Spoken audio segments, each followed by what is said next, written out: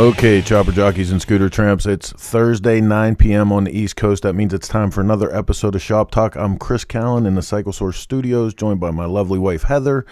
And we have our beautiful co-host in Colorado. Beautiful. Ken Connie. That's or so cute. Under his new handle, Peace Frog. Yeah, what is up with that, dude? I had somebody email me. They're like, hey, how'd you get the name Peace Frog? I'm like, I didn't even know that it was until I saw.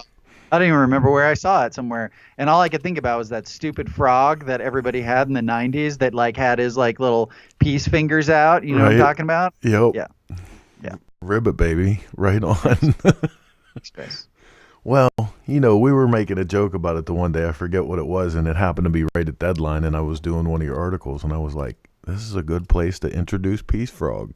Oh, that's right. That's where it is. It's in the goddamn magazine. It's in print, you asshole. Ah, shit. Oh. See, I that's like what they say. Peace Frog. Peace Frog's cool. They say you never pick to argue with a man that buys ink by the barrel. Yeah, that's true. That's a really good observation. So, as you heard, the lovely voice from my right, Heather, is sitting by, and she's going to be bringing in your social media comments. And where is it? There's Peace Frog. There it is. Oh, Jesus. See, I should have had that graphic ready. But Heather will be bringing in your social media comments. We do multicast this out to 9 or 10 different social media platforms. We also carry it in podcast form. You can pick it up through Stitcher, iTunes, Google Play Store, Spotify, forever2wheels.com. That's the number forever, number 2wheels.com, where not only can you find podcast versions of this show, but you can also hear an entire library of people from the motorcycle industry, past, present, and future, that will it's hours and hours of listening. It's an archive that Kevin. Wow, it's going to be that kind of show, Ken. Is it? Yeah. It's been that kind of morning. Okay. That's I can't even come up with a good name to call you. Like, that's how Carol? I guess I'll call you Carol. There you go. But that's something I can come up with a few names to call. Ladies and I'll gentlemen, get my with wife. you after the show, Ken. So that's like I said, it's a library that Ken has been working on for years and years and years. And someday when we're all old people and can't leave the room, it's going to be amazing to look back on the people that we know and the places we went through Forever Two Wheels. Did you guys hear that it has been leaked that Keanu Reeves is the new motorcycle character in the new motorcycle Daredevil character in the Toy Story? No. The new story coming out? Yeah. Nice. What's the character? He's the voice. I think it's kind of an Evil Knievel. It's got to be like an Evil Knievel dude. Yeah, like the old Evil Knievel kind of toy deal. That would be so That's awesome. So yeah, we'll see. Should be cool. Way cool. So we got a great show coming up tonight, and I want to remind everybody that this only happens through your participation and those of our fine people in media partnership, which you'll see them in the bottom corner there going past as we do the show. We thank each and every one of them, especially Hot Leathers, Why We Ride, or Carry in Our Feed, the people at Broken Spoke that we talked about a little bit earlier here. Motion Pro is new to the show. We want to welcome them if you've seen their logo pop up. And we're just a day away from the kickoff of Bike Week. Here we go. That's Daytona. a fact. A day away from me being down there, man. Right. Yeah. We leave tomorrow. Yeah. And we're going to drive and hopefully have everything done and ready. Yeah, we're going to drive all night. And you'll get there tomorrow or Saturday morning? morning. You get there Saturday. Yeah, Chris told Billy that we would be at Sons of Speed, so cool. Nice. We may be a little bleary-eyed and sleepy, but we will be there rooting everybody on. I wonder if Jody will take a win again this year. We'll see. Right. We will see. So, like I said, the social media lines are open. You guys can see here. We'll bring up the comments so far.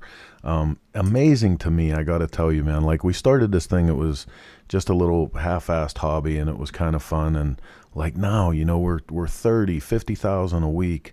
And people watching the show, and the comments are ridiculous. Like, not only are you guys constantly commenting on the guests that we have and interacting with us, but there's whole conversations that go on there. Oh, yeah. You know what I mean? It's great.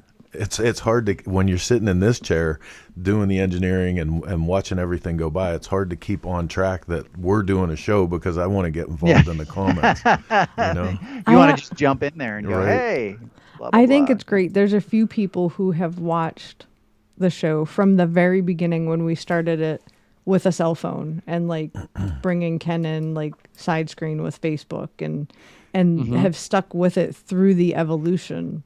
Yeah. 'Cause we all know Chris can't do anything half-assed. Yeah. And it's No, going to not be, really. hours of research and, this software and that software. I know I have to learn it, but for those people that have watched from the beginning, thank you for your Absolutely. patience. Yeah. Absolutely. I mean, we are the world's #1 weekly motorcycle news show. That's Which right. is pretty awesome. And it'd be even better if I could get my shit together and make that graphic say that like it's supposed to. Yeah. It's close. Maybe next week. And I have to say the few that have been with us from the very first show had a lot more patience than I did because at the beginning, I didn't want to have anything to do with this. I was like, I'm over this because he would spend hours and Oh, and it listen. was brutal. And there were some screaming and yelling going Seriously, on. I don't know and if you that's- actually threw anything or not. Oh but yeah. Oh yeah. And it embarrasses me to say that, but I'm You're passionate. dressed as a caveman in my outward appearance, and I fancy myself to be a learned man, but every once in a while, boy, I just gotta bust some shit when I can't figure something out. Yeah. It happens to the best of us. Terrible. So we got to keep the show rocking along tonight because it's going to be really busy. We got 2 guests coming up. Krystal Hess with Motorcycle Missions, doing a lot of great stuff. We've had her on before. Also going to be joined by Josh Allison. Josh is the third in our trifecta. He's the trifecta. Yeah, there you go. Yeah. And we're going to be talking to Josh about the new series or the new season of American Chopper. But until we get ready for that, let's take a look at the news. All right.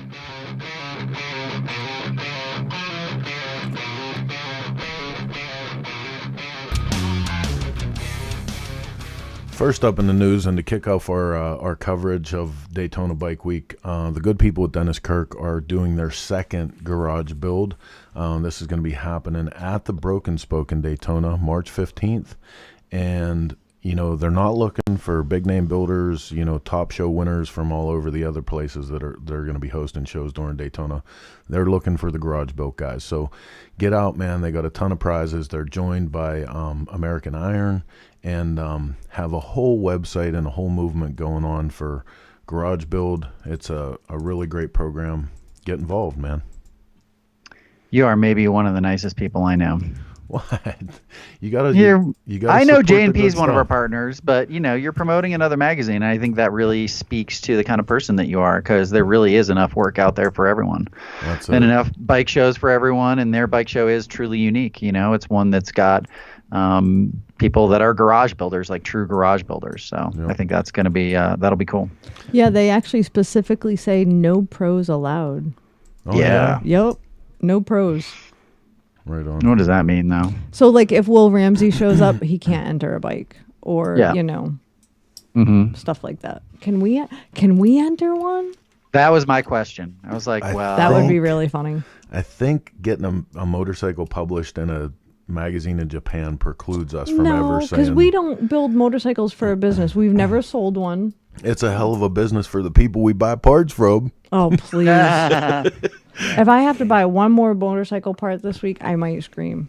But I'm going to get a puppy Okay, Are back to the news. We're to not make up talking for about all the the puppy. parts. Back to the news. Puppy. Motorcycle Club of its trademark. The judge refuses to strip Mongols Motorcycle Club of its trademark. So this is something we were talking about before, man, and really keeping a keen eye on this because, So let's be clear. It's Yeah. not about the club No. to us. Like, that is not at all what we're talking about here. We don't have any affiliation with anybody either way. We don't feel whatever. That's not the point. The point is that it's about free speech. well, and that's the biggest thing, and it's even more about the simple, basic rights that I am fortunate enough to say that I never had to put it on the line and go to a war to fight for the rights that we enjoy as Americans. Sure. Many guys who ride in motorcycle clubs have, and when you consider that they put their lives on the line to fight for those rights, I just think it's a real dangerous place when you ask the federal government to come in and make a determination on somebody's rights. Yeah, it seems unjust. So anyway, yes, sir. I mean, what are they going to do? Outlaw Adidas tracksuits next? Don't push it. Hey, on some people they should be outlawed. I'm sorry. Oh, But see, there you go. Now you're back to opinion. You can't. It is opinion. You can't take rights away based on your opinion. No, I Otherwise, know. I'd have not many. Yeah. All right, next up, Meekum's Vintage and Antique Motorcycle Auction rakes in $26.3 million. What is up with everybody saying that the motorcycle industry is down? It seems like there's still plenty of money somewhere. Yeah, exactly. So the reason I brought this up was one of the pieces was the guy that wrote this, Jason Fogelson. He's actually one of the guys that goes on a lot of the test rides with us. Super nice guy. He does rides for Forbes and a bunch of other magazines.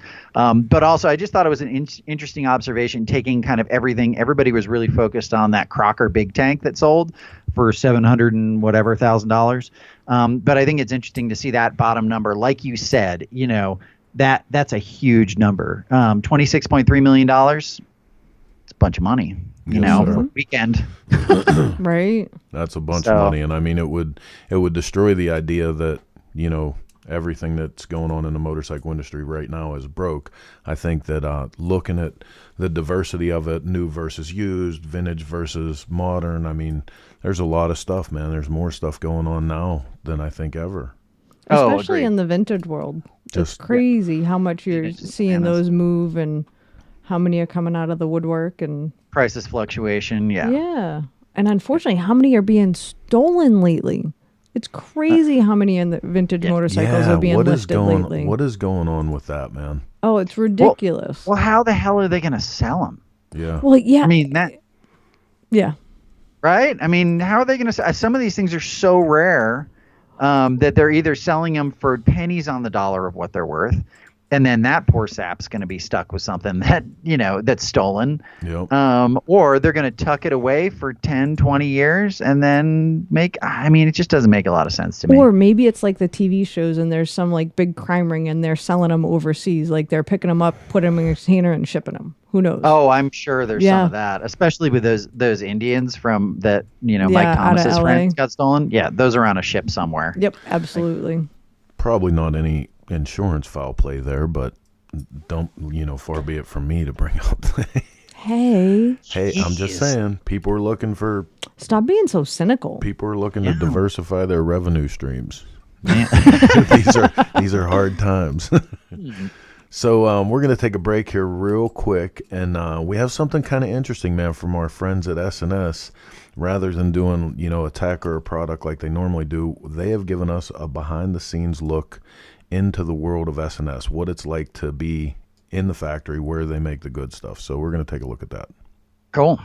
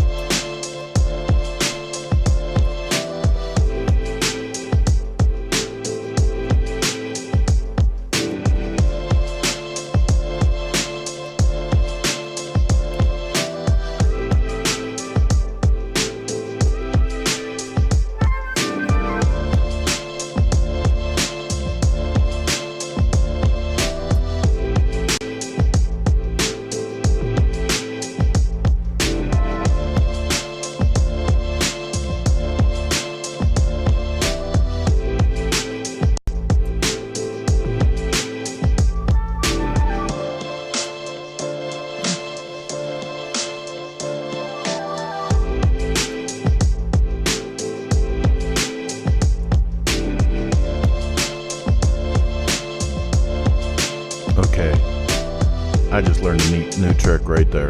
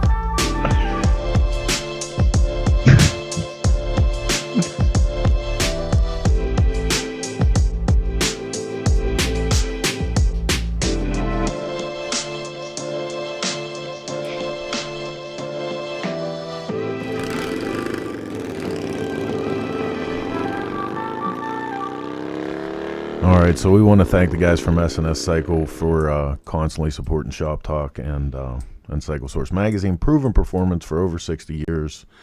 And, man, the whole time I'm watching that video, when we were loading it up for the show, He's like, I want that tool. I want that tool. Oh, did you see that? They have all the good stuff on. They have a CNC plasma cutter, dude. Like, can you imagine this? I would do giant art panels with that. That would be pretty cool. Right? That would be cool. Oh, so anyway. Thanks. And anybody that's never been to S&S, I highly suggest that you go out there if you're ever anywhere near Biola, Wisconsin. I would like to go. I have not been. Where You haven't been there? Not to that one. No, I went to their other one. Their other, like their exhaust facility. La Crosse. Oh yeah, thank you. Yep, in La Crosse. Yeah, I've been there. It's not that far from there, but it's worth we were checking tight out on for time. sure. And they give some amazing tours. There's some great history there. Their museum is worth checking. The museum's off the hook. And dude, Yeah, like having the privilege, and a little bit of time we lose more of this, but I was lucky enough to be in the museum, standing next to the Streamliner with Dan Kinsey, who was the pilot. And talking to Dan and hearing stories, man, how he told me, he said in however many runs, let's say, 30 runs with that thing or something, he said, not one time did I ever feel like I was in control of the motorcycle. Yikes. Yeah. So scary. All right. So back to the news for a minute. It happens here. Austin motorcycle designer shatters gender stereotypes. Gonna play a little video here. Yeah, it's a cool little video. And her own it path needs in sound. an industry dominated by men. It happens here in Alston, named after Harvard-educated painter Washington Alston. It's one of the youngest neighborhoods in Boston, with the majority of residents between the ages of 18 to 34. Alston is also a hotspot for music, with several small concert venues and recording studios. But this is music on Rug Road in Alston.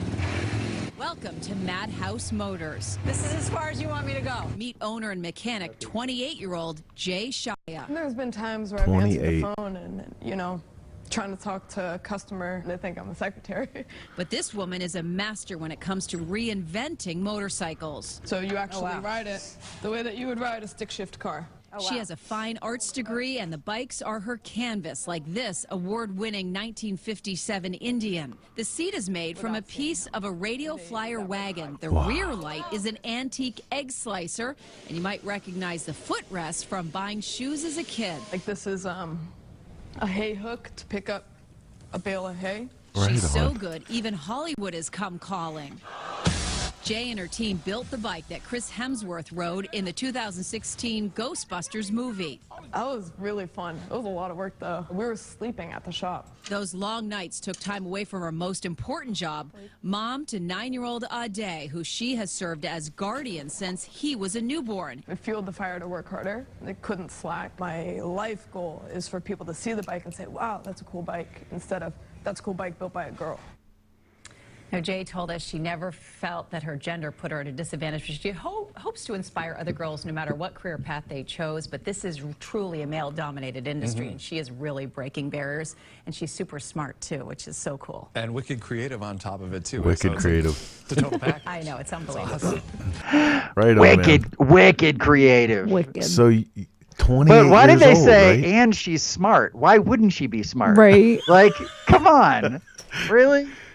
Jesus. Wow. I didn't actually catch that. Yep. Yeah. Yeah, that and was. she's smart. Yeah, that was kind of not cool, you know. Lady? I do like the fact that she says, "I just want to hear it's a cool bike, not a cool bike built by a girl." Right. Yeah. Right. Because Go ahead. You know, this is going to piss a lot of people off. If you really want equality, you shouldn't have to add by a girl or I'm a female builder or we need to have a female only show. That's not equal. You want special treatment. I'm a woman. If I want equal treatment, I need to act as an equal. I'm sorry. Uh-oh. Here Right. comes the comments. I know. Hurry up. Look, I'm putting them up right now. Exactly. And maybe I am the exception to the rule, but you know, if I want to be a publisher, I don't want to be a female publisher. I just want to be a publisher. Amen. If I want to be a builder, I just want to be a builder. I don't want to be a female builder. Yep. It is what it is. Good for you. Good for you, Heather, saying that. Honest to God, that's I know a lot of women that feel the same way. They want to be considered for their craft or for their Right. accomplishments. I want to and that's- earn whatever station I get based on my abilities, not my sex. That's how I was raised, and you know, equal is equal. Equal doesn't mean special treatment. Because if you do rate her on her sex, she gets 4 stars. Now the comments are gonna roll in. Whoa, ouch. Okay. Let's get our first guest on. What do you think? I think so. You want to? Does that sound like a great idea? I don't even. Is it Krystal? It's Krystal. Yeah. You want to tell everybody what's up? Yeah, sure. So Krystal Hess is founder of Motorcycle Missions. For those of you who don't know what Motorcycle Missions is, we're gonna have Krystal tell us all about it. But essentially, it is motorcycle therapy for veterans, first responders. They've got a lot of different facets to it. One is building bikes. Another is motocross camp that they've partnered with. She'll tell us who. And it's really been embraced by the motorcycle community. They're doing a lot of really great work. For people that want to go check it out while we're on the air, you can go to motorcyclemissions.org, I believe. So here's Krystal.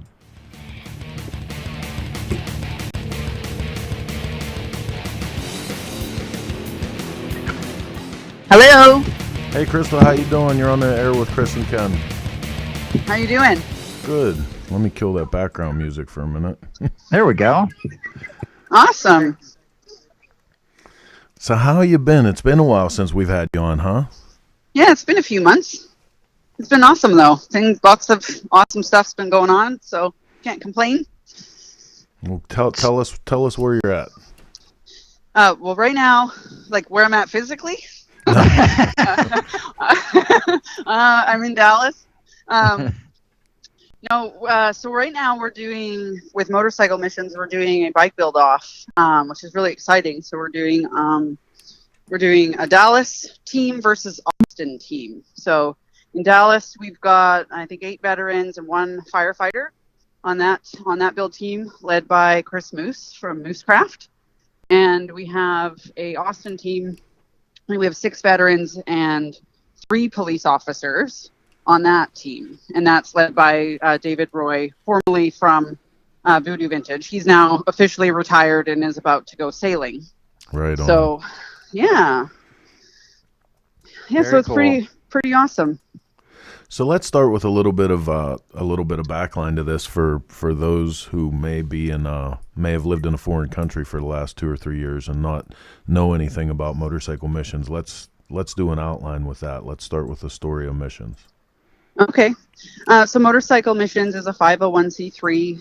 It's a nonprofit. We teach veterans and first responders with PTSD how to build custom motorcycles, how to fabricate how to ride dirt bikes, all as a means of getting them together, building camaraderie, getting their mind off their problems. So a lot of these guys, you know, the hardest battle that they fight is not on the battlefield or on the job. It's actually at home when they're by themselves, or, you know, when they're trying to sleep and the walls are kind of closing in on them. So we try and give them new skills and things to look forward to once a week, and, you know, on weekends and things that involve motorcycles and fabricating, and just the brotherhood and the camaraderie come secondary to that. But we do, with each bike build that we do, we're now, the two Indians that we're about to do are number 6 and 7 of our builds since we started in 2016. And we have started another build in Cleveland, Ohio. We're about to start one in California at the end of March, and we'll be doing one in Phoenix, Arizona in the summer. So on each build team, we get together about 8 to 10 veterans and first responders, and we teach them welding classes. We do metal shaping. We meet once a week, and over a course of about 4 months, we teach them how to build a custom built motorcycle. We also try and get them involved in dirt bike riding too as part of the program. But over the course of those 4 months, they're really just, you know, when they first show up the first day, they're kind of shy. They aren't really communicating much with one another because they're just meeting. But you know, about the first month in, you see them really start to change, and their focus starts to change, and just their attitude, their excitement, and I mean, these guys become a family over the course of 4 months, and then, you know, it's really, really exciting to see them just become who they used to be before they went and served our country and served our communities. So that's been a real honor to watch as the person who started the foundation.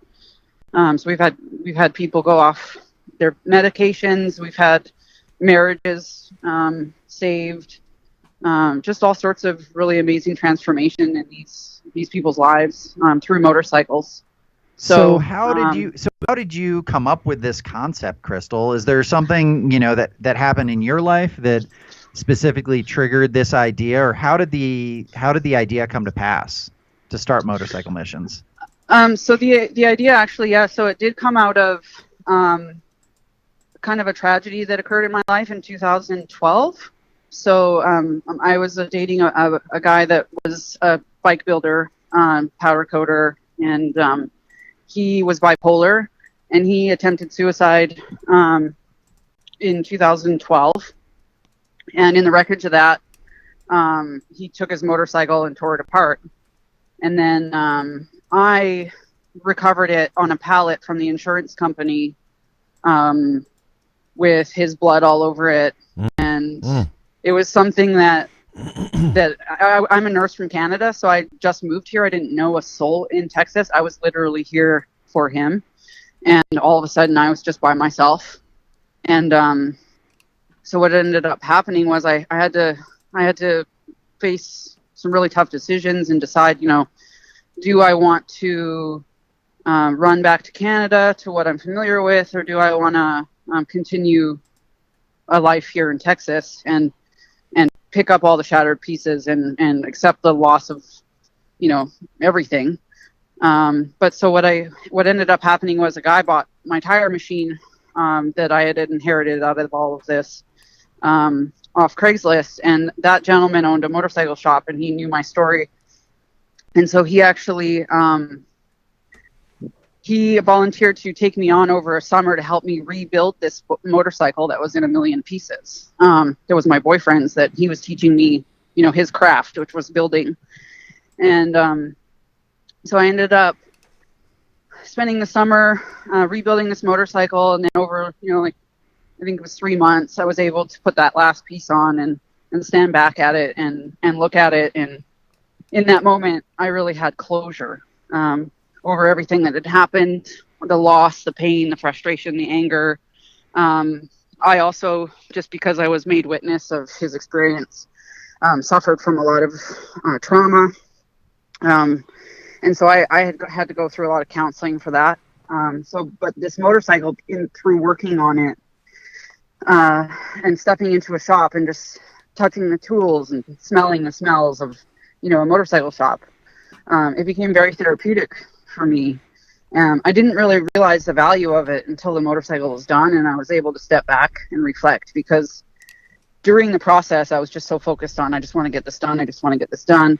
But then once it was done and I didn't have the bike to work on anymore, I missed it. So what I ended up doing at that motorcycle shop in Austin, Texas, is I ended up sticking around, and I worked on another customer of theirs bike, and I did a little Yamaha 550 XJ Cafe Racer, and then I started working on the Suzuki Savage Rika series bikes, and I decided, you know what, I'm going to buy one of every one of those bikes, and I'm going to do, because they have 5 kits, and I worked, to familiarize myself with the bikes. I dedicated myself to working on 5 of these.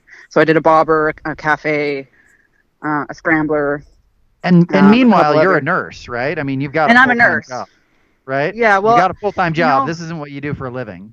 It's not what I do at all for a living.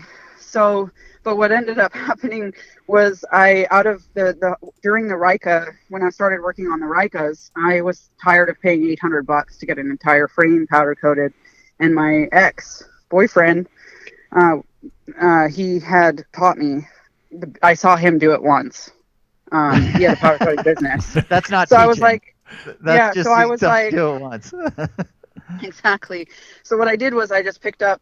I actually just found a used sandblasting cabinet, and then I bought a brand new oven, and I rented a little storage unit from another company, and I just set up shop in this filthy, dirty place, and I just taught myself how to powder coat. I bought like a $50 powder coating gun from Eastwood. Love Eastwood. And why did you decide to powder? Why did you decide that was going to be your thing? I didn't at the time. I think it was just like, I'm going to get this done. I need to get it done. Well, I think more than anything is that, so there's a little backstory, like back to when I was in Canada. I left an abusive relationship there, and it was a 9-year relationship. And then I got into this mess, and it was a mess. It was a huge mess. And I was actually sick of living the life of victimhood. So like I had some real struggles growing up, a lot of bullying, and then I went into this abusive relationship. And I think a lot of the way that I was brought up, we're taught to turn the other cheek, and I had done that my whole life.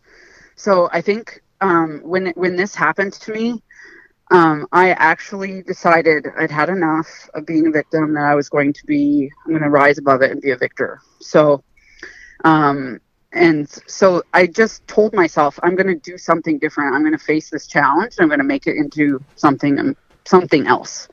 And so I've always been attracted to the custom car show, like car market, I used to watch Jessie Combs on her 4x4 show before I even moved to, before I moved to Texas. I used to watch Overhauling. I used to love stuff like that. I even subscribed to Lowrider magazine, for goodness sakes.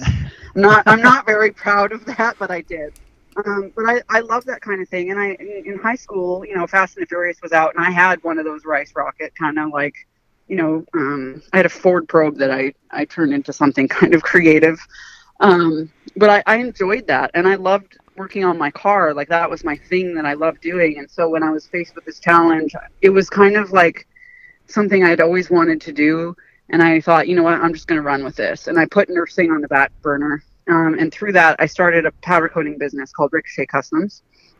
And I started, while I was working on my own bikes, just trying to learn.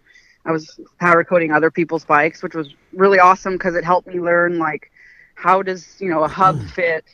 How does the hub fit on a wheel? And how does, the sprocket fit? Like, where do I coat? Where do I leave unfinished so that they can bolt their crap back together when I give it back to them, So it was a real learning experience and a challenge.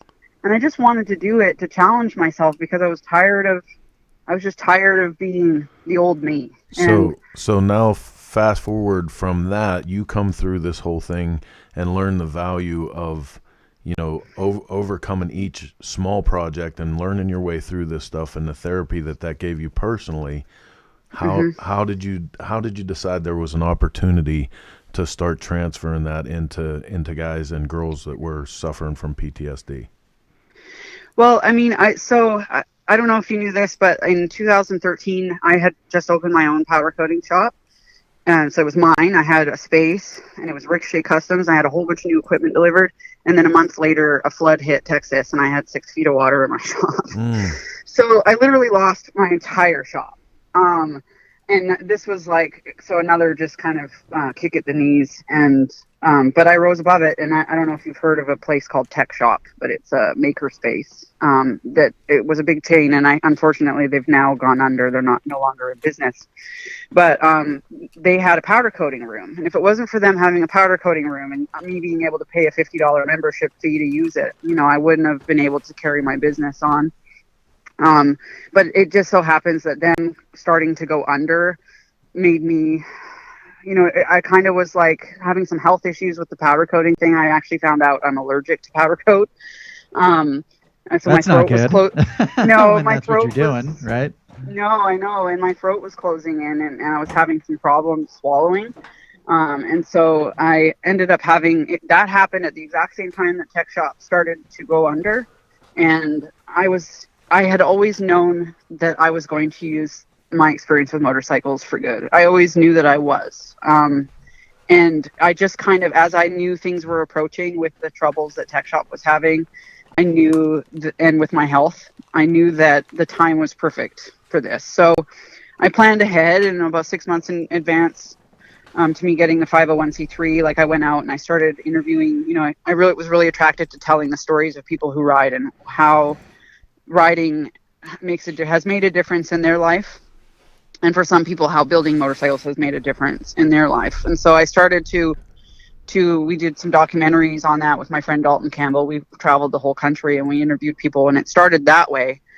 And then I knew that I wanted to do a motorcycle build, including veterans, so that we could all use this together as a tool for healing together, and then create something cool out of it, and now we're completing our 7th build, and we kind of are able to step back, and the guys, I get to see them do the same thing that I did when I stepped back at my first bike and looked at it and was like, I did this.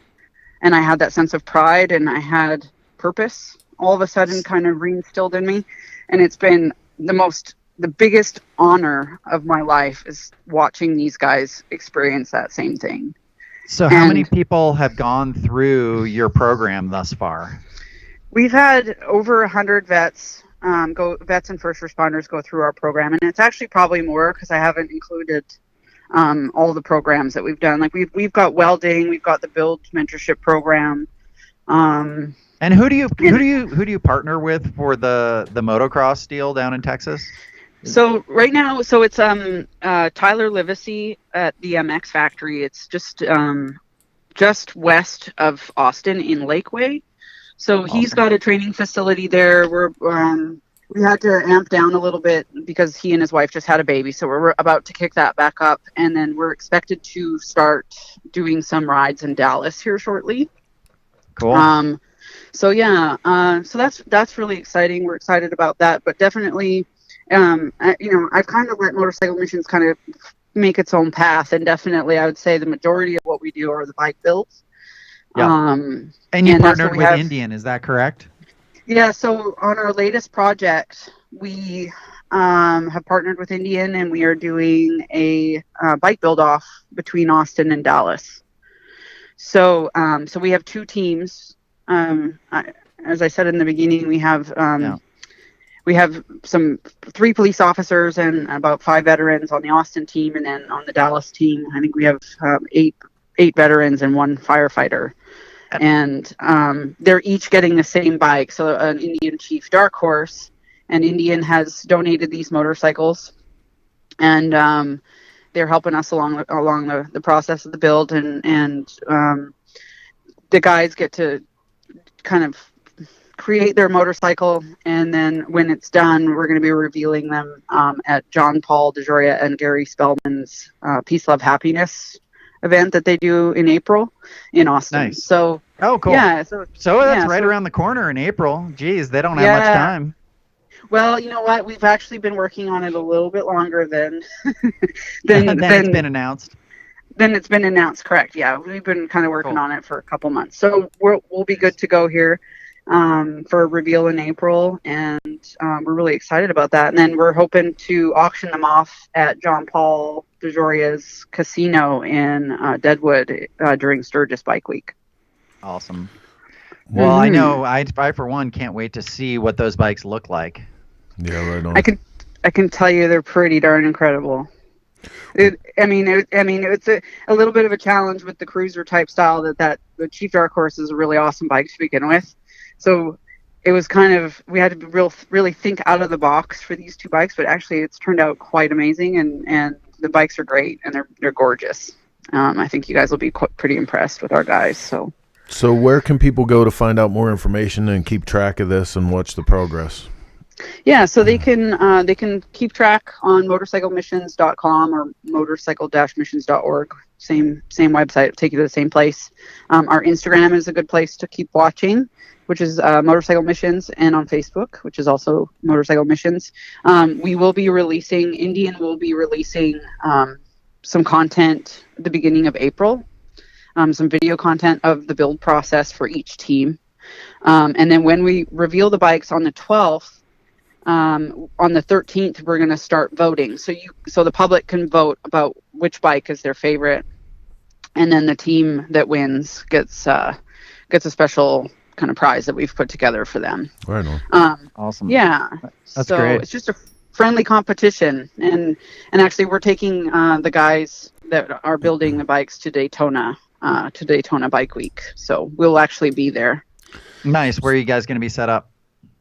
Well, we're just gonna be having fun. So we're not really actually setting up, but we'll be staying down. I think it's at the Hilton, kind of in that area off Atlantic Ave on the beach there. So we'll be hanging out there. We expect to go to the flat track races, and I think Sons of Speed and whatever else. You mean for during this Daytona? So we're all going for Daytona Bike Week. Okay, Yeah. so Like in a week. I want to. Well, in a day. It technically right. Yeah. starts tomorrow, but I want to make this invitation to you. If you want to bring the missions booth with you and spend the day with us at the Broken Spoke on Tuesday for the Cycle Source show, you totally can come in and set up and hand out stuff, and no charge obviously, but we'd love to have you set up with us. That's awesome. Thank you so much. Appreciate that. So listen, one more question before we let you go, and this is going to go off topic from missions, but Heather was just doing a little soapbox piece on being noticed for your accomplishments aside from being a woman. I believe she was saying something about not having the consideration of being a woman who also, this woman builds a motorcycle, this woman is a publisher, just being a publisher or builder. What's your thoughts on that as a woman in the industry? Well, I mean, I don't, that's hard for me because men in my life have really paved the way for me to do everything that I have been able to do. And basically, I mean, I just take my own drive, my own kind of desire to succeed. And I mean, when I came out of all of that turmoil that I was going through, the words brave and content, I ended up getting tattooed on my body because those were two things that I was not. I was an absolute coward, and I absolutely I was not content. I hated my life. And I can honestly say I live life bravely and with contentment now. And I haven't really let anything define me whatsoever. I've just taken it day by day. But if it wasn't for the men in my life, I don't know if I'd have got to this point. Being a woman, I mean, I don't ever think of it that way. There you go. Exactly. So, That's kind of the point I was trying to make, Krystal, is people a lot of women, they want equality and they want this and they want that. Well, for me, equality doesn't mean you get special treatment because you are a woman. If you're a motorcycle builder, you are a motorcycle builder, period. It's not because you're a woman or you're a man, but you got where you are because you're good at what you do. It shouldn't be you got where you are and you need to be recognized because you are a woman or because you are a man. It's just because you're good at what you do. And that's exactly, what I was trying to say, is it shouldn't be, oh, you're a woman builder or you're a female rider or whatever it is. You're a rider. You're a builder. Yeah, you're good at what you do. And it does kind of drive me crazy when, that kind of label is put on us. Exactly. Because if you really want to be an equal, it's an equal. It's, there can't be the double standard. Exactly. Yeah, no, exactly. And like I said, men have been a huge part of my life. There's some shitty ones for sure that I've had approach, been involved in my life, but there's without the good ones, but I'm the one that picked myself up after I fell each time. And at the end of the day, if it weren't for the shitty ones, would you be doing what you're doing right now? No, actually, I wouldn't. Exactly. And it's funny because my mom brings that up all the time. She's like, if it weren't for all these shitheads, right? you wouldn't be, where you're at, or you wouldn't be doing what you're doing. And right. Not that you would wish it upon anybody else, but on some level, you're almost thankful that you went through some of that to get you where you are to do what you do. No, absolutely. Well, the saying, I don't know if it's a saying, but, like how the water shapes a stone, or, and how it carves, how powerful water can be in carving stone out. It's exactly the same. Like there's some powerful forces that just have to shape us into what we are. And some of us need that bad shit to happen in order to get you where you're supposed to be. Absolutely. Yeah, exactly. Yep. So, amen.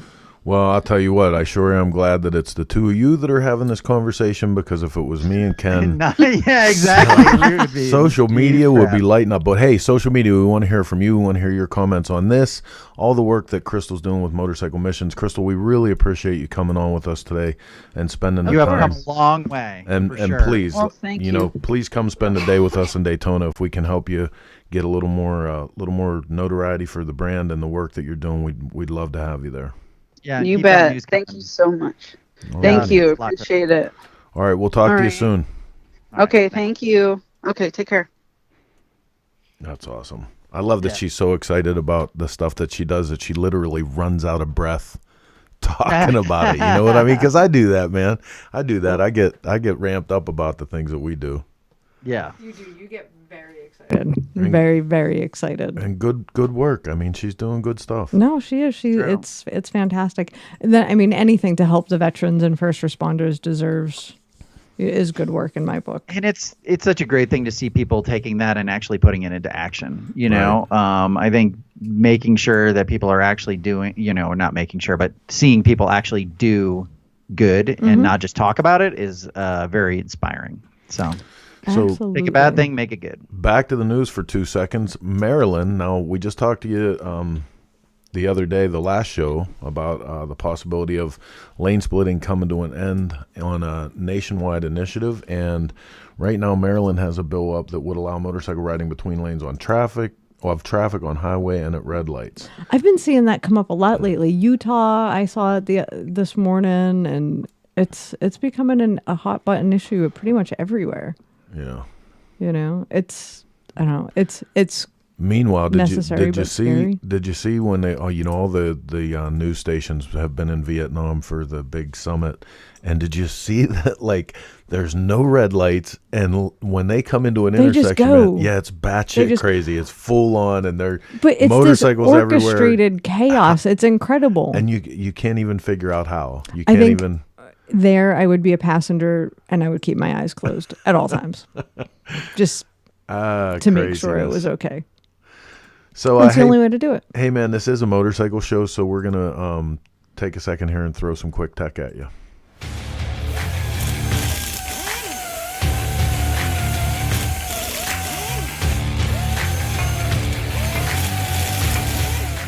Hey man, this is Chris with Cycle Source Magazine, Greasing Gears Garage. I almost don't want to call this a simple tech tip, but this is kind of a tech tip of the day.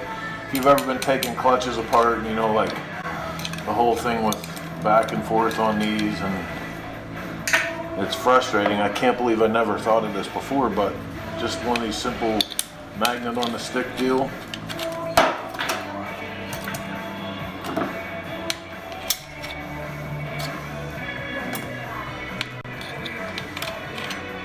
So, like I said, it's not really a tech tip, but hey, think about the tools you have. So, Krystal Cycle Source, Greasing Gears Garage. So how many times had you done that before you realized you had a magnet on a stick? You don't even know. You don't even know. And like, I was getting so good at working with two hands and like those little picks and pulling those things in and out. And I couldn't find my one pick the other day when we were working on the Twisted T bike. And I'm sitting there. I had the magnet doing something else, and it was sticking up in front of me. And I went to push it out of the way, and I was like, "Hey, dumbass!" Like, hello. So, bling, bling. Like I said, man, you know, it's not really a tech tip, but you know, it's something that I learned in the shop, and I wanted to bring it here and show you guys. It's one of those things that I think sometimes it's such common sense that it just eludes you. It's like too obvious that you're like, oh no, that's way too I don't know easy. what you're talking about. That doesn't make any sense to me at all. Right. So, speaking of the Twisted T motorcycle, you know, starting here very, very damn soon, we're gonna be at several different locations during the rest of the week in Daytona, and we'll be giving out these fine t-shirts by Atomic Bob, who made this killer design for us. This is what the design looks like. It's based on this year's Twisted T motorcycle that we just finished, and we're doing big reveals all week. So that's in like here. 3 days that we do our first reveal. And I still have some wiring to finish, so. No. Yeah, I do. It's not done 3 days before. Come on. Come on. That's shocking. I'm going to pull a Chris Moose and do it on the way down there. Hey. I'm not as good as Chris Moose. That story was crazy. That was good. But you know, when we brought something wicked to Michael Lichter's show last Sturgis, he was putting the clutch cable on in the lobby of the gallery. Yeah. Yep. Yeah. That's how that goes. Hey, he finished a painting in the gallery. Nice. That was awesome. Oh, well. Is it time for Josh from Crybaby? Yeah, let's do that. Okay. Mr. Connie, you lead us through it. Yeah, you bet. So Josh Allison, best known for his shop, Crybaby Customs, or Crybaby Cycles, Crybaby Cycles, and amazing fabricator. I think actually Xavier was the one that turned me on to him, and yet Josh lives a stone's throw away from me. You can actually listen to a full-on interview that I did with him not that long ago, just prior to him going on American Choppers, and he is one of the fabricators on American Chopper TV show. So this is kind of the trifecta. We've had Paul Sr. on last week. The week before we had Ryan Gore on, and here's Josh. So you said here, Josh, and I jumped it.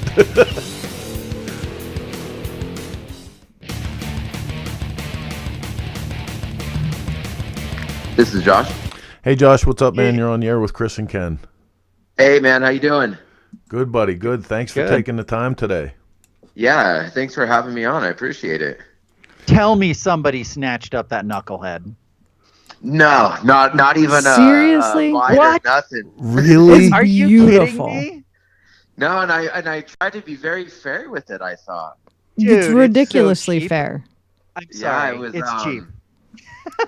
Yeah, I don't know. I guess it'll just, it was one of those things where, life's so crazy right now. And I thought, well, this is an opportunity. And I thought it's kind of a good time for me to sell. But, if it doesn't sell, I love that bike. It's a blast to ride. And, yeah, I don't know, man. I'm shocked. It's beautiful. Well, thank you. I appreciate that.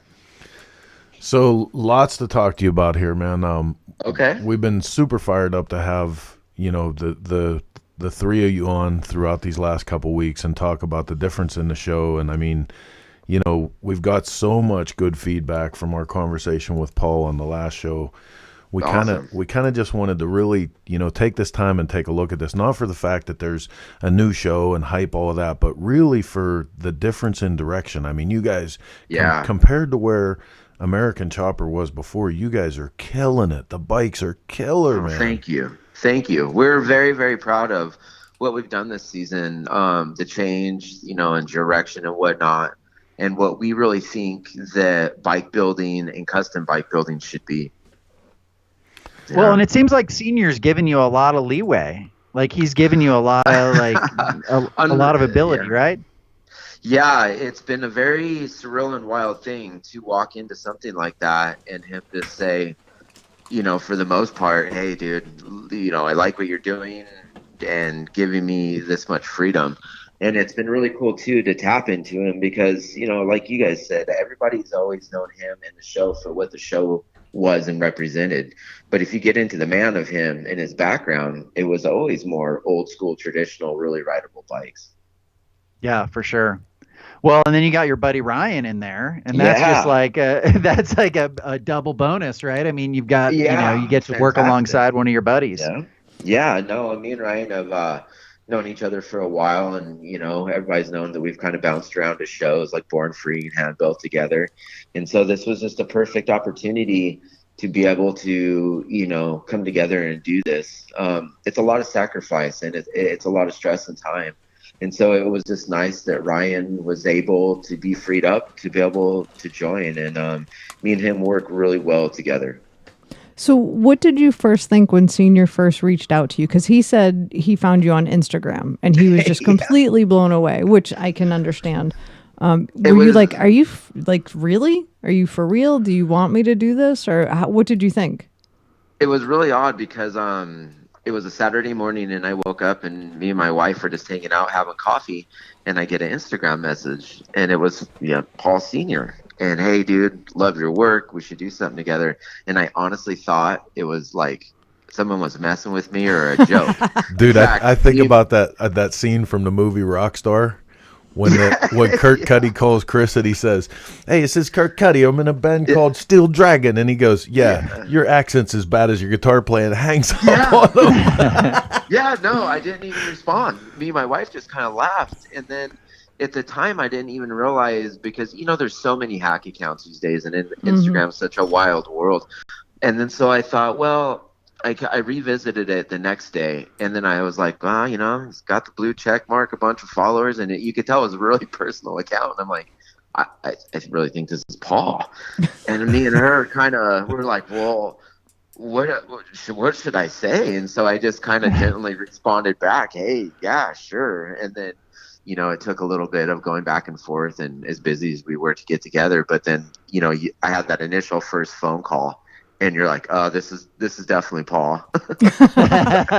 So it was really, really surreal, really weird. And once again, the crazy world of Instagram right now, huh? Oh, it's incredible. So I mean, from watching Evan on the last season and seeing a little bit of, I'm a big fan of Evan's work. I love his stuff. I love Evan. Obviously, I love your stuff. We've had you. On the cover of the magazine and everything. Yeah. But what did you think, even in spite of the work that started last season, what did you think the latitudes and flexibility for, really influencing this was going to be? Did you really believe that, or did you have a skeptic's eye on it to start? Well, it was really hard for me because when on that first season that you're talking about with Evan, that's where I first did the Spartan bike with him. And when I came in, the Spartan bike and that whole season to me was still the old school feel of OCC and the bikes. Right. And when I came in on that bike, it was already in a roller. It was already kind of predetermined, a lot of the design, which I threw out a lot of it and just started doing my thing. And I think that was the big changing moment between me and Paul as well, to see and understand, wow, we can do all kinds of crazy stuff. And I definitely did a little bit more than I think that they were used to seeing. I made a rear fender. I was really adamant about making very unique parts just out of my head. But that bike still had the OCC feel, and so did the season. So I thought, well, this is cool. We did this episode. We'll see where it goes. And you were right. I didn't know that there was that much change. And then we started talking a little bit more on, on the break between the season, and we started designing and talking about the Hydromat bike. And I think that bike was the big changing point of, hey, look at this direction we can go. Look at this bike we can make that's still this relevant, awesome rideable motorcycle that's still representing the company, but not just over the top theme bike. And I think that was the big changing moment of, hey, look where we can go, look where we want to go. And it just kind of started manifesting from there. And how did the companies like Hydromat respond to that? Because they're used to like Spider-Man bikes, that are like, 12 feet long and have, all sorts of stuff on them. So how did the companies respond? Were they received well? So that was a thing that we were all scared about. And this was a big chance that Paul took on me too, of letting that creative freedom just kind of happen and being like, oh my God, yeah, what are these people's expectation? Because, the show had been on so long. And right off the gate, Hydromat was just absolutely in love with it. And this whole season, every time we did an unveil on a bike, people were just over the top. And then a lot of these customers too, you start getting into, they don't really know what they want. They want it to represent the company, but you're the one setting the expectation and the design. And so we kind of found out, man, we can make these handcrafted, beautiful motorcycles that are really rideable and not have them over the top, and the client will still love them. And we've had a couple of people this season that were, bike guys that they're just like, oh my gosh, this is so good that you made us a real down to earth motorcycle, if that makes sense.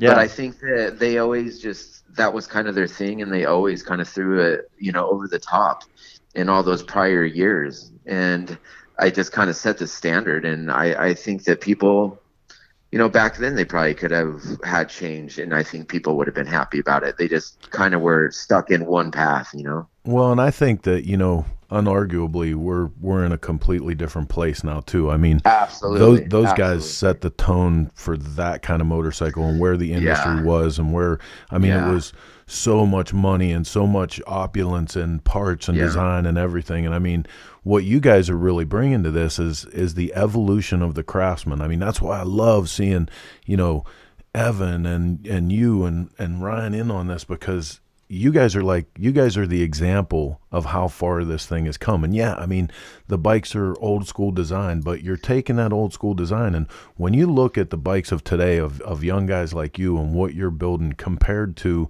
the things that were cobbled together, in the early parts of Chopper, you can tell that the technology has come so far, that the adaptation of the use of the tools has come so far. And I think that that's really important, that someone's given you a platform to show that.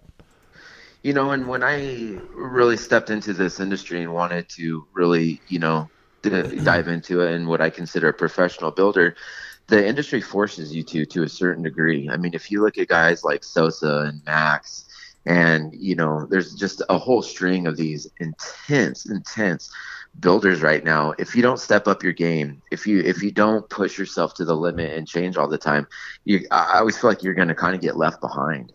And so I think that the world of building, you're right, the evolution of where it's come, it's definitely, it is come full. It's intense. It's just intense of how absolutely. Of how and what builders are doing. I see posts on Instagram all the time, and I'm just like, oh my God, I'm the shittiest builder ever. I got to get the game on. But it always pushes you, which is good though. Like it's good for the industry. It's healthy. Yeah. It's healthy. It absolutely is. Yeah. Well, and it can't hurt when you've got Paul Yaffe buying one of your tanks, huh? That was one of the coolest things that happened to me this year too. Once again, I thought, it was a fun side project. I'll just throw it out, try to put a fair price onto it. So, some cool chopper dude can have a tank. And I never thought in a million years that it would be Paul, but that's a big thing. Thanks to you, Ken. I really appreciate it. Paul bought that tank. I don't want the Damn thanks. him. I just sent it over to him because I was like, somebody that I know has to buy this. Yeah. That was my. Hey, you want to send the knuckle over there? You know what though? You never know, man. Like honestly, getting to know Paul over the last few years, like we have, he's always that undercover cat that's the facilitator when something comes up for a charity or something, or Yeah. pushing the young guys out in front of everybody. He's a really good person for that. Yeah, And absolutely. constantly innovating. If you look at how many parts that guy is constantly developing, I mean, it is insane. It truly is insane. Yeah, he's a It's- legend, man. Yeah. Totally. So do you Yeah. guys ever have on the show this year, did you ever have a point where, because obviously you have the freedom of being able to get a rendering going for the company, did it ever come to a point where you sent them a rendering and they're like, nah, I don't think so? Well, the crazy thing about this year, and this goes back to the wild freedom, is that we did that first rendering for Hydromat, and also told them this is going to be kind of a loose idea. But we had time for me and Jason to kind of work on that. But every other bike that we did this season, we did no renderings, nothing. Wow. We talked to the client. We kind of got an idea where they were heading.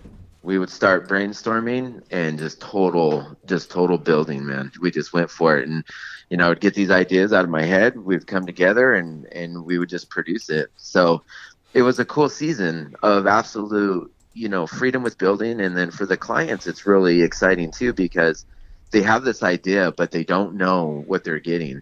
And I think that's where, there's something really cool and powerful to that too, because you don't give them and set them into an expectation of something. Once a client looks at something, no matter what, it seems like they get stuck on it. Even if you come up with a better idea along the way, a lot of times in my experiences, they're like, well, we saw that at first. And so having freedom just to be able to build, very loosely like that has been amazing. It's been awesome. And that's how I've always built my bikes. I've never done renderings. I've never done drawings. It's just always been out of my head. So that's kind of where I thrive. And it also, I always tell people, for me, it's the best way to do it, because as that bike is getting built, you know how many cool ideas and things come along when you don't put your mind into one path. Right. Right. Yeah, that's true freedom, right? Yeah. I mean, artistic freedom. It's Yeah. awesome. So one of the things that we were excited to have Paul on the show to talk about was the backstory that I don't feel too many people in our culture know about is his early days and like where all this started with him. I'm interested to hear from you because, when you're in the shop environment with somebody, you get to hear, everything underneath the surface. So I'm interested to hear from you, like some of your impressions from, where this all started from him and some of his history. It's really cool, man. And I had no idea either until, I really started, hanging out there and, obviously all the time we spent and a lot of the really cool stories and, going out to dinner and just spending that personal time with him. But the guy's life has been absolutely crazy. Some of the craziest ass stories I've ever heard. It's like, insane. It's like you need to make a movie. You couldn't make this shit up. So that was also a really crazy thing, just hearing his life in general, which was wild. But yeah, then you find out that he'd been building bikes forever in his basement, and then you find out how many bikes he built, and he starts showing us all these pictures of these bikes he built, and it's like, holy shit, dude. I had no idea. Why are you not showing people this? Why are you not? Yep. That's exactly what we talked about. How in all this time and all the magazines and all the TV was there never this backstory about you? Because it's a beautiful backstory and it makes so much more sense. And it's legit. It's legit, right? I mean, legit. It's the same. It's the same story of all the people that I admire in this thing. It's the same story. Like, a time off from their day gig, they're sneaking into their little honey hole of what they do and what they really love. And I mean, that's pure. Yeah, dude. he was an iron worker, man. Right. He had a big steel company, which his son is taken on to do massive things with. But yeah, dude, bikes were like all of us. He started in a garage and just built them out of passion. And even in his garage up at the compound where we stay, he loves motorcycles, and not just bobbers or choppers, but he loves BSAs, he loves Nortons, he loves Hondas. I mean, there's a true passion for motorcycles with him, and it's been there for fucking longer than I've been alive. It's pretty wild. That's so cool. So do you stay at his place? Yeah, me and Ryan, my wifey. Yeah, it was pretty. That was another surreal moment when you go up there for the very first time too.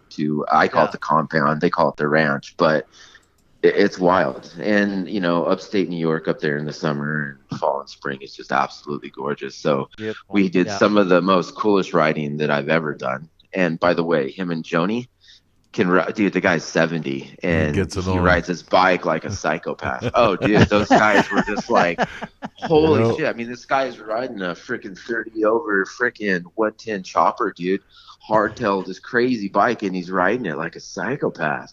It was a blast riding with those guys. That's and great. Joni, his girl, same thing, man. She's got a shovel head chopper, big ass long front end. We're just actually going to have her killing on. it, man. We're actually Yeah. going to have her on the show in weeks to come here because of Good, her good. accomplishments. Huge. As a woman in the industry. I mean, not to Yes. cross that boundary that Heather just drew in the sand. Just a motorcycle rider. Yeah, she, Yeah, as a motorcycle person, her accomplishments Yes. as a person. Yeah. Oh, No, I have a lot of respect for her, and yeah, she's amazing. She's amazing. Yeah. So I did want to make this announcement that people might or might not know, which is Josh is actually going to be on the Realities ride this year. So Yes, he's going to be very our honored. lead rider. Chris and Heather are going to be out there doing the Cycle Source bike show and rodeo game. So it's going to be awesome to have you out there can't talking to wait. people. And I know. I'm just looking forward to doing your actually thing. meeting him in person. yeah, right. You guys haven't Yeah, ever I met know. in person. Are you kidding No. me? Well, Just I via met email. Chris- Yeah. Well, yes, yeah. I met Chris briefly at Sturgis when I had the Panhead there and the Oh. shovel last year, but it was Oh, very brief. Yeah. Yeah. I must have been. Nice. flitting And you about won somewhere. Bike of the Year, right? This Yes. year and Yes. for Cycle Source? Yes. Thank you guys very much. Good man. And it's been a huge. All this takes a team of support, and all of it takes all these different things to be able to have success in this industry, because it is a very, very tough industry to make it in, which we know. Well, as And big as so- it is, it's very small, which makes it hard. Sure, it's just it's tough, and I thank you guys so much for what you've done for me too. Everybody has been so kind to me, and I'm very thankful. Well, we're super looking forward to seeing what you come out with next. I hope we get first dibs on your next build. Oh, I told Ryan I want a shot at some of the bikes that were coming out of this year's show, because I've seen sneak peeks. I don't know if I'm allowed to say that, but damn. Hey, I'm telling you, man, this season, this will only be the 4th episode we're coming into this Tuesday, but some of my favorite bikes are still to come. Yeah. We the wall bike we did is just it's unreal, and that was such a cool collaboration of builders and painters that came together. We had Franny from Paint Zoo, and we brought out Corey from Mr. Oz Dude. yeah, Designs. Mr. Oz, we Can love I Corey. tell you? Can I tell you how badass that is too? Like, Yeah. honestly, because I know so many people are like, they weren't into the show the way that it used to be, and and behind Yeah. the scenes they bitch about all of it. But man, to see you guys on there and then bringing in guys like Mr. Oz and like And Kurt Green. I mean, Yeah, Kurt yeah, Green did dude. your Kurt seats. Green seats. Dude, did he's every he's seat. one of my favorite leather workers. and Absolutely. to see Yeah. that is just that's incredible. That's fantastic. It feels like It's you really have cool. our family on the show with you. It's great. And it's funny how that ended up, kind of happening too. And it was just always an opportunity would come up. And, once again, they've been so kind to us to look at me and Ryan and be like, who do you got? And oh my God, we got this guy. And Paul would just do it. That's Look at awesome. it, and it was just ended up making these really cool relationships. And it builds something into a bike as well, when you have these different artists come in and all, touch it a little bit. And so, yeah, once again, we're just super proud of the season and some absolutely amazing bikes coming. And, can't say too much, but knock on wood, hopefully the 3rd season and we get even crazier and more rowdy bikes, and we just keep going, Right on. Right on, man. Well, we really appreciate having you on. Where can people kind of keep up with you and what you're doing? Right now, once again, the easiest platform is going to be Instagram and Facebook. We're all posting a lot right now of bikes that are coming out on the episode. After they come out, we're able to put behind the scene pictures or what we've kind of done build wise. So that's really cool. Nice. We've taken so many pictures of behind the scenes this season. So we'll be releasing that. We'll be making more updates about the future, what's going to happen next. And so, like everybody, man, social media. So now that So you're Crybaby Cycles? There you go. Crybaby Cycles, and also my personal account, Joshua8787. Those will have a ton of content along with Paul, Joni, Orange County Choppers, Paper Street Customs, Paint Zoo, Mr. Oz, Bare Bones. There'll be a ton of platforms of social media that guys are going to be posted on, especially in the next 2 months as the season unfolds and comes out. Right on. Awesome. Well, we really appreciate you coming on, man. Hey, well, thank you guys. Hopefully we get to see you before Reality's Ride, but if we don't, we'll definitely see you there. Yeah, absolutely. Thanks for having me. I appreciate all the support, guys. Keep doing what you guys do, and thanks so much. We love the support you guys have given us over the years. It's been fantastic. Right on, man. Awesome. Thanks for Josh. your time. Thanks. That's great. So great. Yeah. So great seeing such a nice guy, and humble beginnings, and get what he's got. So Well, and like I said, man, I've said it through all three of these guys now. Just the fact that they're willing to take a chance and take that platform that they've built up over the years with the American Chopper Show and really start to incorporate all these guys, these craftsmen, and different people from our industry, and like Heather said, our industry family. It's great. They're building hardcore bikes. Yep. Like, those bikes are no joke, So I cannot believe, I'm like sitting here going, how can I come up with $35,000 to buy that knucklehead? That bike is ridiculous. It is. He's. There's an no way you could excellent build that bike craftsman. for that money.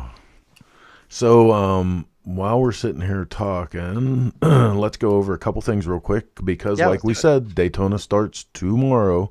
We want to put our hat in the ring right off the bat for Willie's Tropical Tattoo Show, Chopper Time on Thursday. You don't want to miss Willie's show. It's the reason to come to Daytona.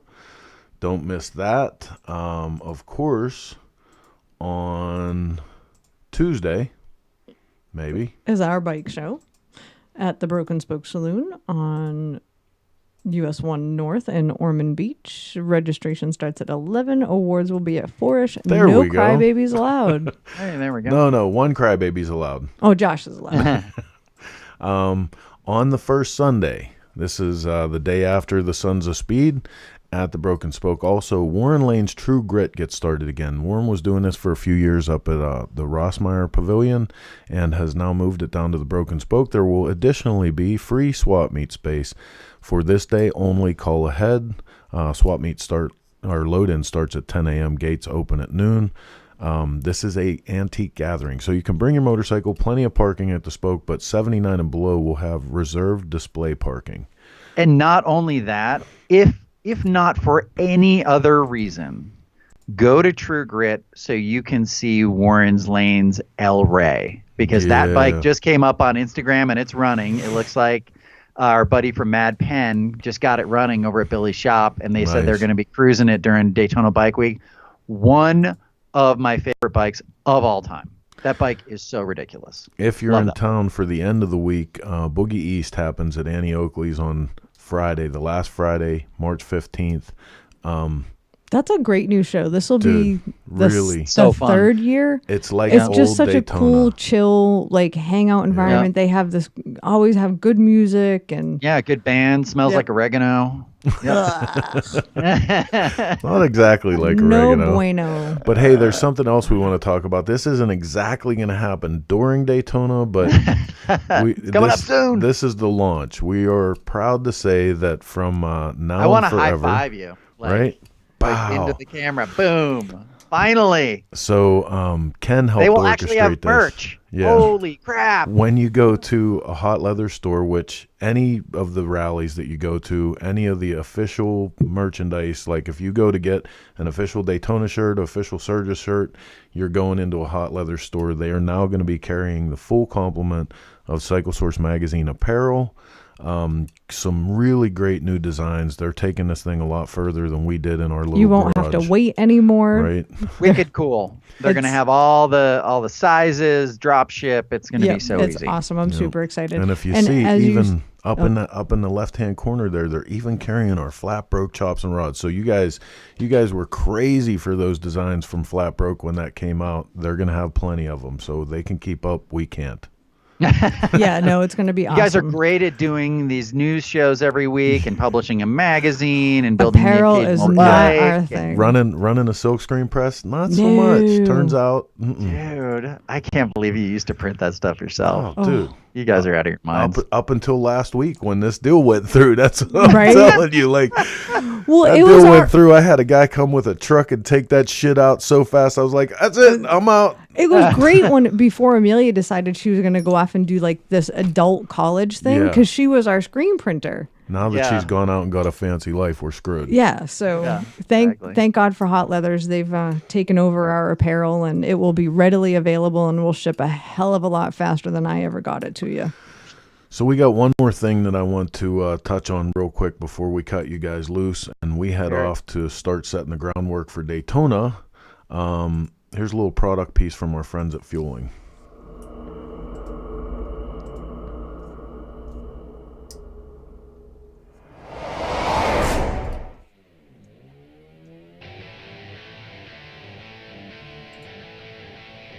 Luke Leatherman from Fueling Parts to discuss our OE Plus hydraulic cam chain upgrade kits for the early 99 to 06 model twin cam Harley-Davidson engines. You guys are familiar with the mechanical tensioners, spring tensioners that were problematic in the early 99 to 06 models. We have the answer to upgrade the engine using one kit, one part number, to meet your customer's needs. First kit I'd like to talk about is for your price-conscious customer that is looking at reusing his existing camshafts. These cams have the larger sprocket on them where they use the silent chain, and what this kit allows you to do is upgrade it and use the roller chain on the outside and use the hydraulic tensioners. We have kits available for the early style magnetic Morelli ignition and the Delphi ignition. So in all our OE Plus kits, we have a total of 4.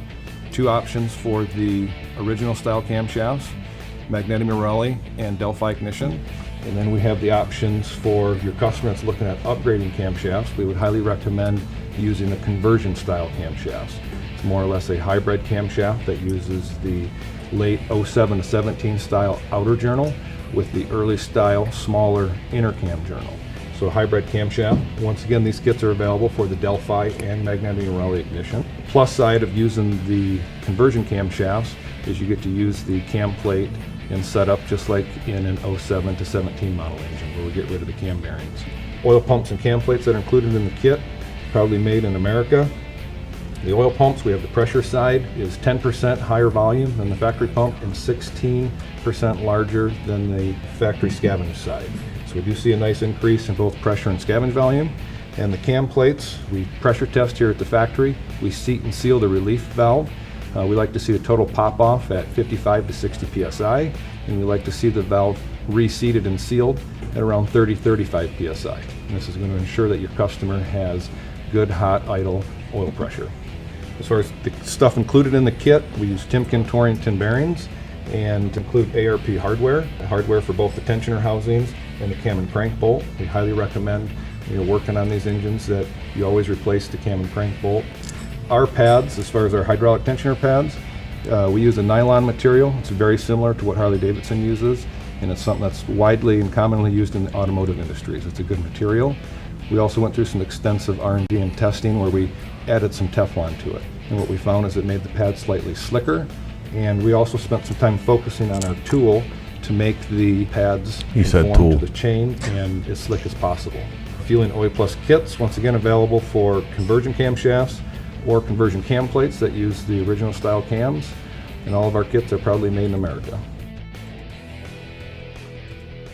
Right on, man. We appreciate the guys from Fueling helping out with the show. There's only one piece of news left, and this comes in from the good folks at Motorcycle Product News. Harley-Davidson Motor Company to recall over 12,000 motorcycles at risk of brake drag. Apparently, this affects 2016 to 19 Street 500 and Street 750s and 2017 to 19 Street 750A. Brake calipers may corrode internally after exposure to certain driving environments such as coastal regions or road salt, resulting in increased brake drag. The potential number of units affected is 12,871. That tells you how many Street 750s and 500s they've sold in the U.S. Yeah, right. Yeah. which is more than I would have suspected. Yeah. But you can get a hold of your local Harley Davidson dealer to find out if your motorcycle is one of those affected by this recall. And I think that's almost it. I think we're getting ready to bring. Dude, this you got home. some wiring to do, bro. I know, right? you got a bike to finish. Dude, I'm gonna be out You behind should be like, Willie's. yeah, I'll see you later. Bye. I'm gonna be out behind Willie's. Actually, he has to run and go get parts. Don't you have parts? No, this is just wiring now. Okay. Cycle Warehouse will be a hell of a long trip from here. Sure. All right, man. So, like always, I want to tell you guys thank you so much for bringing Shop Talk into your home and into your life. Make sure you share all this. We didn't say share nearly enough because you guys have been so good at it. But I will remind you that you can help keep this thing going simply by making sure that you have us on the follow list. When our program comes live, go up there in the corner, hit the little alarm bell to let you know so that you know when we go live, because there's sometimes where it's not Thursday. Usually is Thursday, 9 p.m. Eastern Standard Time. You can catch an episode of Shop Talk. But again, thank you guys so much. The show is going further than we ever possibly thought it would. So we're stoked. You're stoked. Let's get on with Daytona. What's up? Awesome. Yeah. See you in the sun. Anything else, Blondie? No, I'm good. And it's 9 p.m.-ish, Cycle Source time. Ish. It's Yeah, always Thursday. Ish it's is the time that's implied. questionable. Ish is implied. All right, say goodbye. Goodbye. Bye. All right, till next time, till we have another episode of Shop Talk in 120 minutes, all the bullshit we can fit. I'm Chris. I'm Ken. I'm Heather. See you next week. See ya.